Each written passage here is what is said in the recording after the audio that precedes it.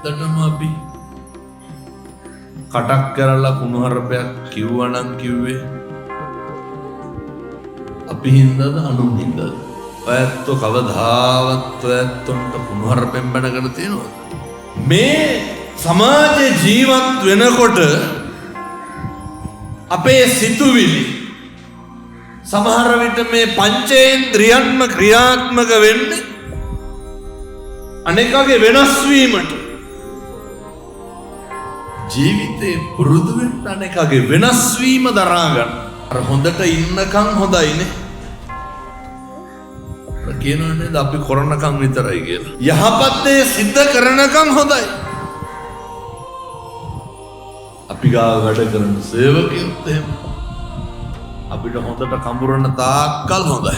චුට්ටක් හරි එහා මෙහා වුණාම පොඩ්ඩක් හරි පළුදු වුණාම දැන් ඉඳන් පුරුදු වෙන්න අනෙකගේ වෙනස් වීම දරා ගන්න. වෙනතුනේ මේ ලෝකේ හැම එකක්ම වෙනස් වෙන දේවල් තියෙන. අපේ ගෙදර බලන්න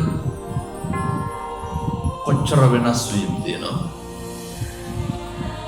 බිරිඳ වෙනස් වෙන්නේ නැද්ද? ස්වාමියා වෙනස් වෙන්නේ නැද්ද? වෙනස් වෙනවා.